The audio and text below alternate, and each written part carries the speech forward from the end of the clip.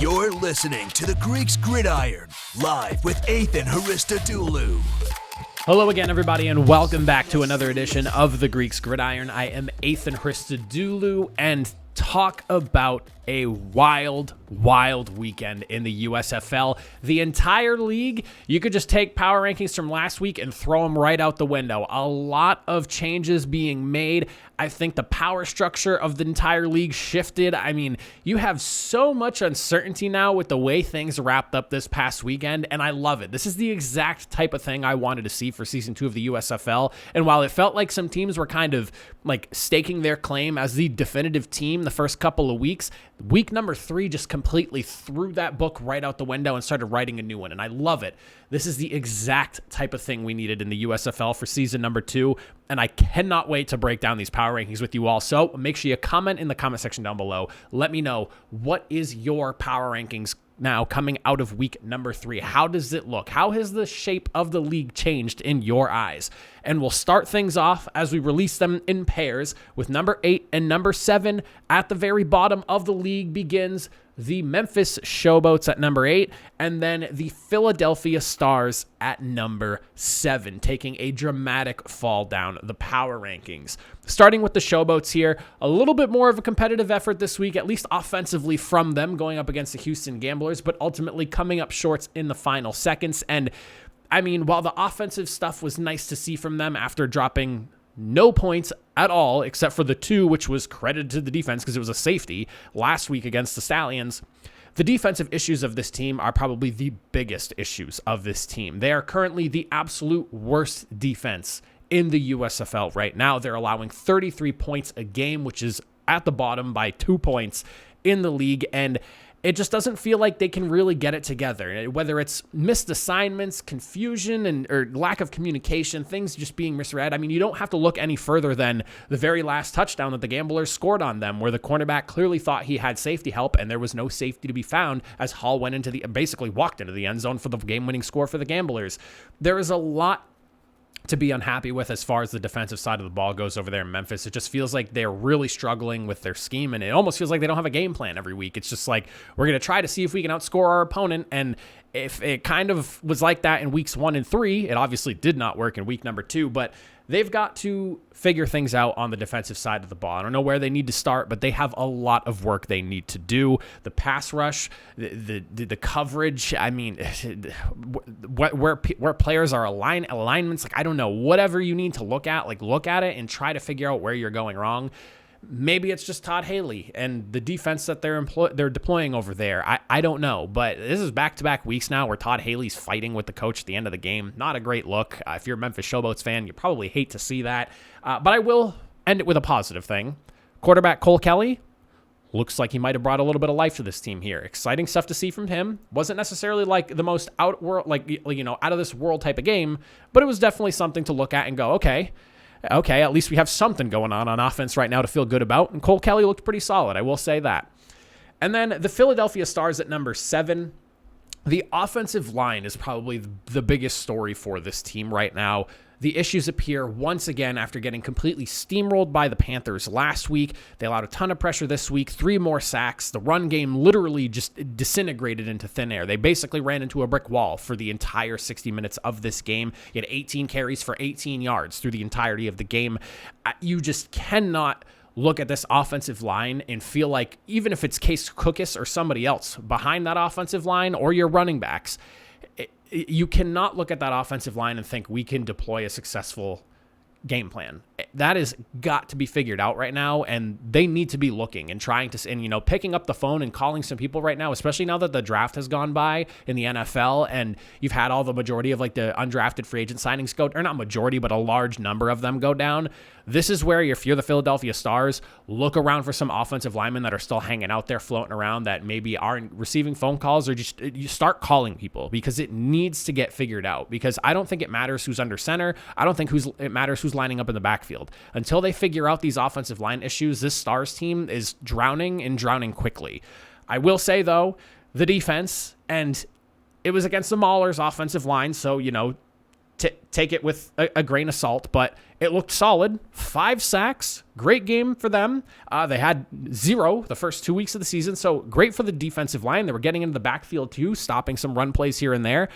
So there was a bright side to that. They did a good job of holding the Maulers offensively for the majority of the game. Eventually, the defense finally cracked, and the Maulers broke through for their first touchdown of the year, but ultimately, just a really bad game to watch offensively for this Stars unit right now. They have got to sort out their offensive line woes, or this team is going nowhere for the rest of the season.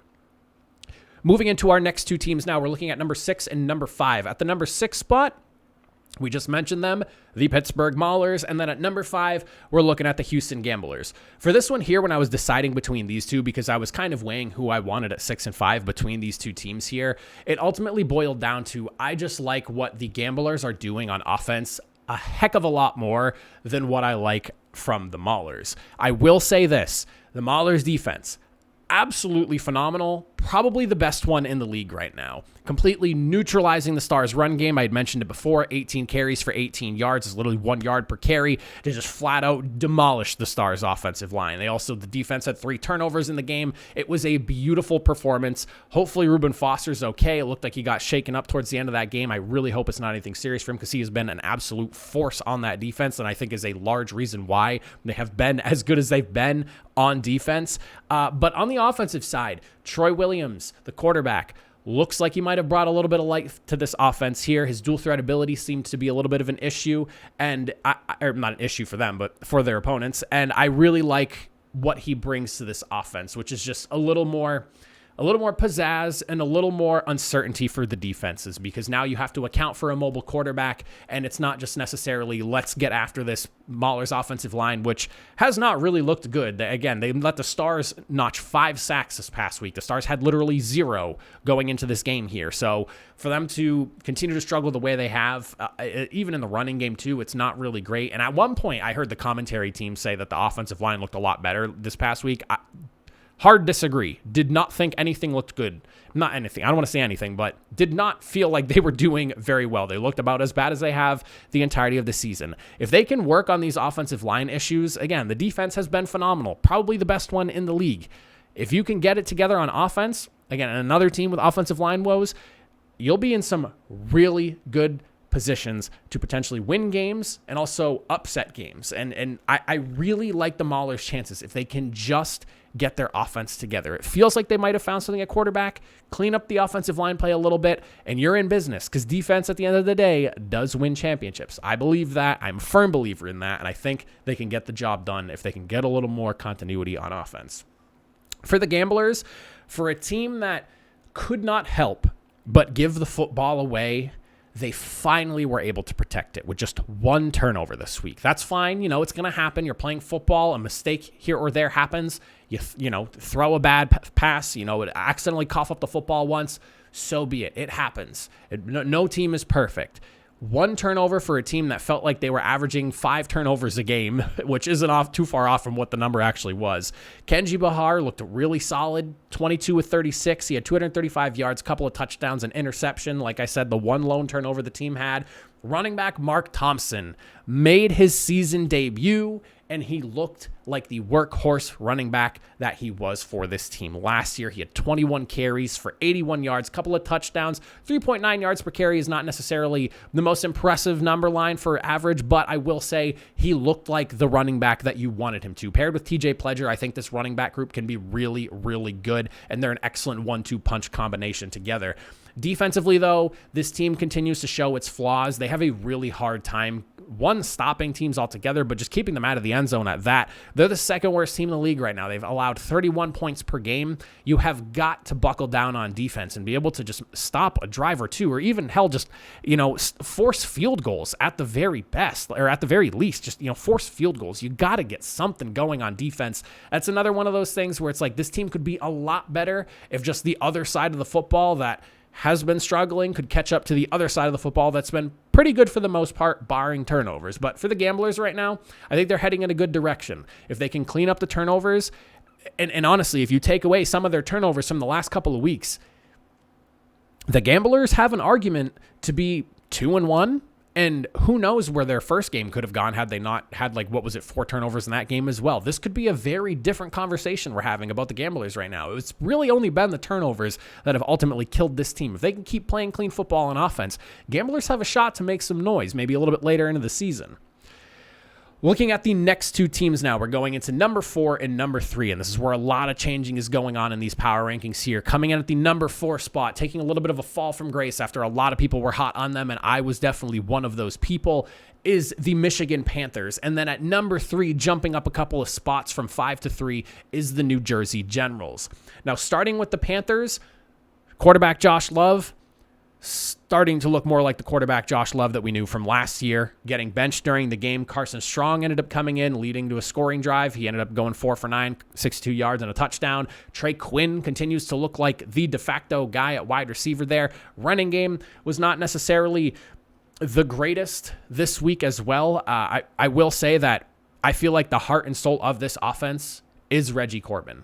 That offense runs through Reggie Corbin.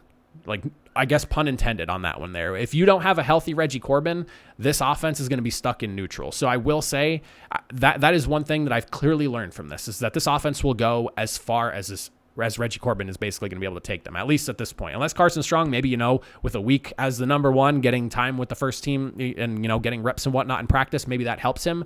But this team goes as far as Reggie Corbin is going to take them offensively. The dominant defensive front that we've been seeing from this unit as well absolutely disappeared in this game here. You got to give the Generals offensive line credit, and at this point, the Generals offensive line might be the best in the league. With being able to neutralize a team like the Panthers with how they've just been teeing off on teams all season long to this point, excellent job by them first and foremost. They allowed only 1 sack, so hats off to the Generals offensive line, but that's all you basically got from your Panthers front 7 there. You got the 1 sack, not even a single tackle for loss. You couldn't even get into the backfield to slow down a singular play from the Generals. The Generals finished the game 377 total yards and averaging 8.8 yards per play. That is absolutely ridiculous. For a defense that a lot of people were considering one of the best in the league, that is a very just stark contrast. And I feel like the issue really was, and we'll talk about this with the Generals here in a second, really came down to just them struggling to deal with a true, and because Kenji Bahar, while he is a mobile quarterback, I look at him as more of a pocket passer guy that has legs. So the Panthers hadn't really dealt with a true dual threat mobile quarterback up until this point. So I feel like the defense just got so aggressive, ears pinned back, and had just been shooting after these quarterbacks, whereas you had the Generals now and DeAndre Johnson, who was very mobile, and he's a dual threat guy, and I feel like his mobility really opened things up for the Generals this week, and that was a clear issue that the Panthers struggled to handle and deal with the entirety of the game. And speaking on the Generals, since they are at the number 3 spot, we'll kind of continue into that. I will say, thank goodness, 1 quarterback approach, and look how well it did for you. Maybe it's because DeAndre Johnson was just the right matchup, but let's just stick with 1 quarterback, please. Let your quarterback feel confident that you have his back and that he is leading his team. I don't like the dual quarterback system. I don't think it works for the quarterback position. I will sit here and say that every single week until I see that it is actually gone from the New Jersey Generals. But I love that it worked out so well for them. DeAndre Johnson and Darius Victor, clearly a problematic unit for the Panthers to deal with this week, but I think altogether, this week is exactly what you want your offense to be. You go through Darius Victor. He is your playmaker at this point. You don't have Kevontae Turpin. People were wondering, where were you going to get the production replacing from?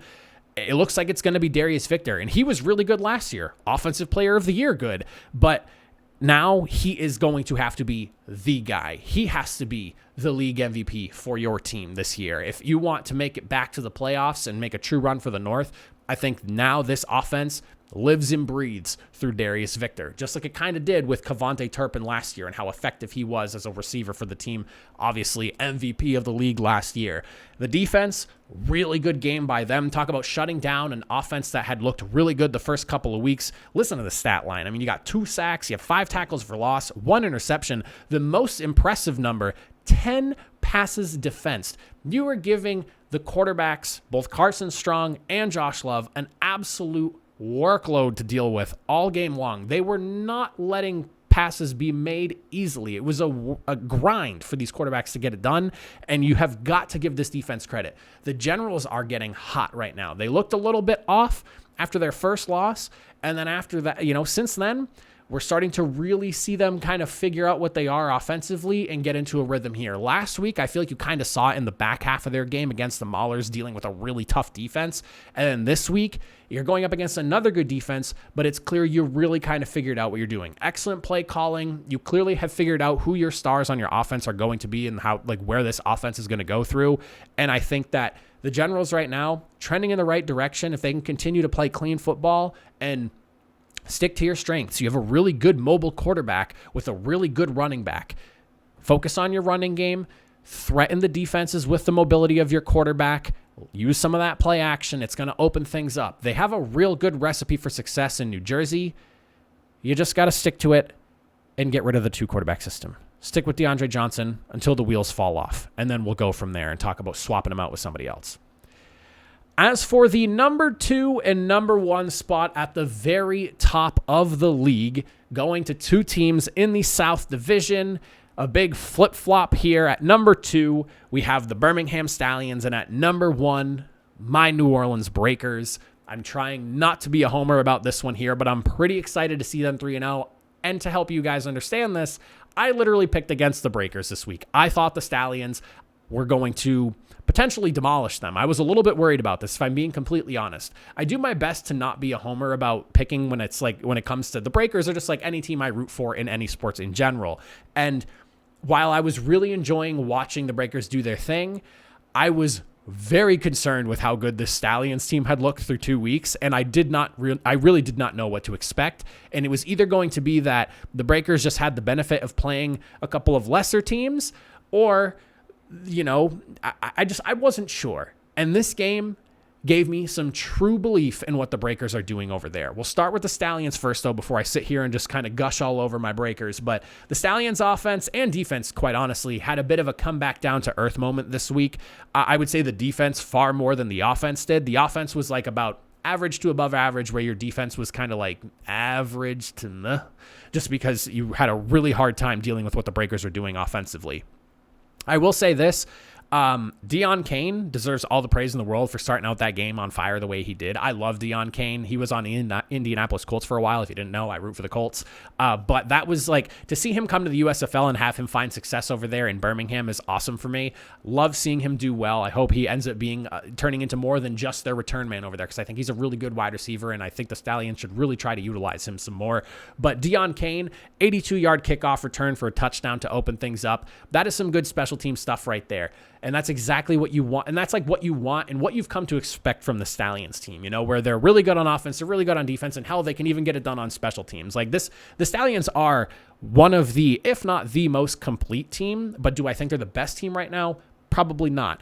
Obviously, considering you had a really hard time on defense. And I don't want to say it's because of them not being as good as the Breakers offense, but I think injuries are starting to mount up. The injury report has been very long for the Birmingham Stallions now. Pretty much it feels like all season they've had a pretty long injury report, but especially these last 2 weeks more so than anything. I think injuries are starting to pile up. Magoo looked a little bit more average than he has the last couple of weeks as well. The Breakers defense is actually a little bit better than I would have expected them to be. And I think right now the Stallions just need to get a little bit healthier. I think once they're healthier and they've got more of their core guys in there, team's going to look a little bit better. I'm really looking forward to the rematch between these two teams because, again, I picked against the Breakers in this one, and I would, especially if they're healthier, the Stallions going into that next game, I wouldn't be against picking against the Breakers again because I believe that the Stallions are that damn good, but the Breakers definitely got the best of them, and we're in a better spot going into this matchup. As for the Breakers being at number 1, running back Wes Hills, talk about an absolute find for this team. Unbelievable. 34 attempts, 191 yards, 3 touchdowns. He averaged 5.6 yards per carry. Back-to-back weeks where he was just smoking defenses. And I'm talking, he fired up the grill, and they've been cooking all day long. Wes Hills is phenomenal. Then McLeod Bethel Thompson, like I've been talking about him all season long, the veteran, the steady hand leading the way for this team. 20 of 28. He had 283 passing yards, 3 touchdowns, and an interception. You have got to feel good if you are a Breakers fan about what you're seeing offensively from this team right now. Offensive line play's been pretty good, especially in the ground game. I mean, there is offensively right now, the Breakers are the team in the league. They are the best offense, I would say, at this moment in terms of just how complete they are on the offensive side of the ball. Again, just speaking offense specifically and being able to put games away. Like, you look at that last drive that they had, 11 plays, 16 or second to last drive, you should say. The last drive was also a nice way to kill the game too, but the second to last drive where they score a touchdown, 11 plays, it was 69 yards. They took 7 minutes and 36 seconds off the clock before they put the dagger in and scored to ultimately pull too far away in the game for the Stallions to really be able to mount any legitimate comeback. You have got to feel good about the offense of this Breakers team coming out of this game. And then that's Breakers fan aside. If you're not a Breakers fan, you have to see what they're doing there and clearly respect that they have got something figured out over there. As for the defense, looked really good as well. I feel like the Stallions have been a team that a lot of defenses have had, have had a really hard time dealing with their offense. And the Breakers, yes, they were on edge that entire game. You let up 31 points against the Stallions. That's a ton of points, but they came through when it mattered most late in the game. You were able to disrupt them at times with 4 sacks on the day. I mean, ultimately, that was about as good of a game as you probably could have possibly had against, again, a Stallions team that is phenomenal and arguably the most complete team in the USFL right now. They're just dealing with a lot of injuries. So I have the Breakers at number 1 right now. Stallions are sitting at number 2, but it is not, it's like this close. It's this close if I'm being completely honest about it. But those are my power rankings and how I'm looking at the league right now. I want you to comment in the comment section down below. Let me know. What do you rank these teams at from worst to first? Any thoughts or opinions about this past week, any takeaways, things like that, let me know. I'd love to hear, and we'll talk about it in that comment section. But that is it for me. I appreciate you if you made it this far. Make sure you hit that like button and subscribe button, but that is it. I'll catch you all in the next video. Have a good one.